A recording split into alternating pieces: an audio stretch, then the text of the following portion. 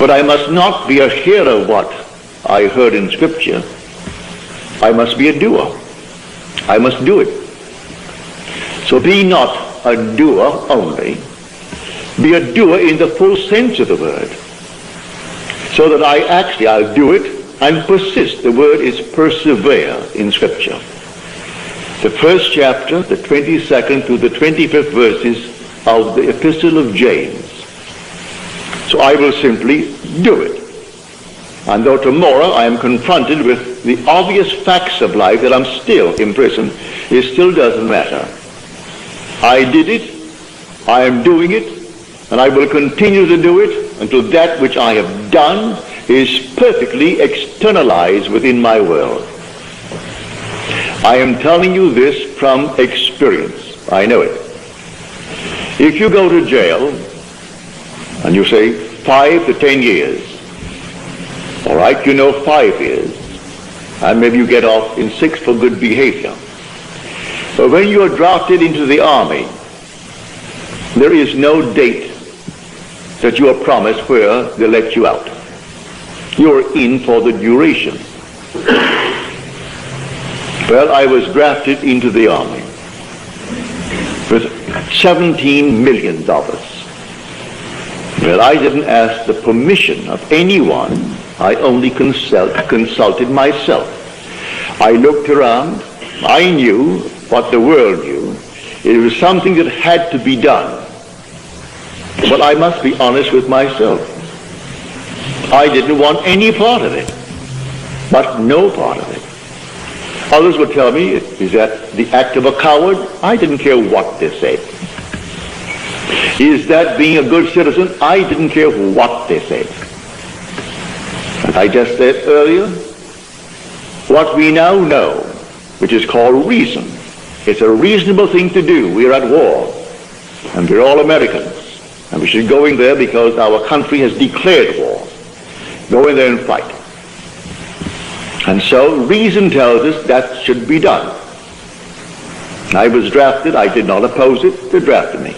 Took me down to Camp Hook, Louisiana for my base training. And while I was there, I didn't want any part of it. And I dared to assume that I am out of it. And made my normal natural application, as you have to do in the world of Caesar. Within 24 hours it came back, and it was simply rejected. It was signed disapproved, and signed by my colonel, a very nice gentleman. His name was Colonel Theodore Bilbo Jr. His father was Senator of Mississippi. I said nothing. My captain said, for your sake, Goddard, I am very, very sorry. I know exactly how you feel. You want to be with your wife and your little girl. Your son is in Guadalcanal with the Marines, and you are now almost 38.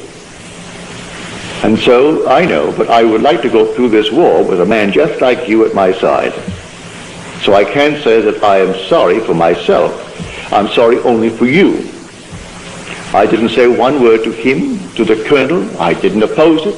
That was the decision of Caesar.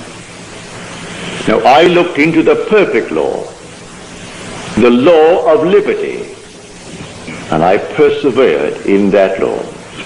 And I slept that night as though I slept in my own home in New York City on Washington Square, where I lived on the 7th floor. I lived on that floor, and it was a very large apartment, 2 bedrooms, a lovely big living room, a dining room, a huge kitchen, and the foyer. And I slept in that place just as though I were there, not in the army. I fell asleep in that state, having done all the normal things that would make me feel this arrangement is perfect. I rearranged the structure of my mind. Instead of seeing 25 men around me sleeping upstairs and knowing that 25 are down below in the next area, I slept in my own bed with my wife in her bed and my little girl in her crib in the corner. I felt everything in that place just as though it's taking place. And I rearranged the structure of my mind and fell sound asleep in that state. At 4 o'clock in the morning, here comes a sheet of paper before my eyes, and a hand from here down with a pen in its hand, and the pen scratched out the word disapprove, and it wrote in a bold script, approved. And then I heard the word, that which I have done, do nothing. And then I woke. It was too early to disturb the 25 other fellows sleeping there. But I waited until the very first moment that I could leave that room. Went down to the latrine and shaved and bathed early, and came up filled with the glow that the whole thing was done. Well, I walked in that assumption for the next 9 days. 9 days later, the same colonel that disapproved my request called me in. He said, close the door, Goddard. So I closed the door. He said, take a seat. Well, he never asked me to take a seat in his presence before. I was a private. You always stood in his presence. He said, take a seat. And then he gave me all the reasons in the world why I should still be in the army. He said, you still want to get out? I said, yes, sir. Give me another reason. You still want to get out? I said, yes, sir. Another one. When he exhausted all the reasons why I should be in the army, and I'm still saying, yes, sir, he said, all right, bring me another application, have your captain sign it, which I did. That day I was honorably discharged and out of the army. I didn't run away, I was honorably discharged. When vision breaks forth into speech, the presence of deity is there. And who can oppose God? So that which I have done, do nothing. So he thought he initiated the urge to let me go free. I looked into the perfect law, the law of liberty, and I persevered in that law. And he played his part, for I rearranged the structure of my mind. I was convinced I wanted out. And I didn't ask anyone's permission. I did not discuss it with one as to why I should want out when 17 million men are being drafted, plus numberless girls, to make a tremendous effort against this monstrous thing that was in Europe. I still wanted out. I did not take anyone into my confidence as to why I wanted out. I had my 13 weeks basic training, and then when I came out, they gave me my citizenship papers and became, I could have been, back in 1922, I could have been an American, but I just didn't have the time or the urge to get around to it, to become a citizen. So I drifted on and drifted on and drifted on, and finally, after this little episode, that's why I went into the army. For I would still be drifting through and being a citizen of Britain. But now I am an American by adoption. And they gave it to me because I did fulfill a 13-week training course in the American Army. So I tell you, I know from experience how true this statement in James is. Read it carefully. Be doers of the word, and not hearers only, deceiving yourself.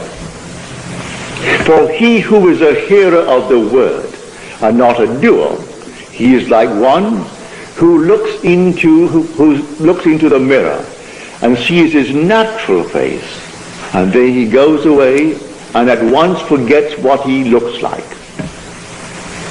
But he who is a doer, he looks into the perfect law, the law of liberty, and perseveres. And when he does that, he is blessed in his doing. That is acting, making the thing become alive within you. Now he tells us in the same chapter, Faith without works is dead. As the body, apart from the spirit, is dead, so faith without works is dead. He is not proposing that I substitute works for faith. Works are the evidence whether the faith I profess is alive or dead. I say I believe the story of Scripture. Well then, if you believe it, then do it. Said, whatever you desire, believe you have received, and you shall. Well, if I really believe that, I can't say I believe by quoting the Apostles' Creed. That's not belief. Going to church and genuflecting before some man-made little cross, that's not Scripture. Do you really believe the doctrines, the teachings of Scripture? Not the traditions of men, not the rituals, not the outer ceremonies, but the teachings of Scripture. When you pray, believe that you have received and you will. And all things are possible to him who believes. But do I believe that? Well, then believe it. If I really believe I am out of the army, what and where would I be? Well, I would be at home, in my place, 1,000 miles away on Washington Square. If I look through the window, I will see the Holly Apartments. If I look to the left, I will see Washington Square. If I look to the right, I will see 6th Avenue. It's now called the Avenue of the Americas. But then, and still is to me, raised as I was there, it's still 6th Avenue to me. And there I will look at 6th Avenue. Well, I did that night. I saw 6th Avenue. I saw Washington Square. And then I went through the entire apartment and touched these objects with my imaginary hands. Now, was that rational? The world will say that was the most irrational thing that one can do. Now, what is reason? The office of reason is simply to extract, conclusions from premises. Must my premises always be based upon the evidence of my senses? Must they always dictate what is rational to me? Well, having done this and proven it to be a fact, reason doesn't mean to me what it means to the world.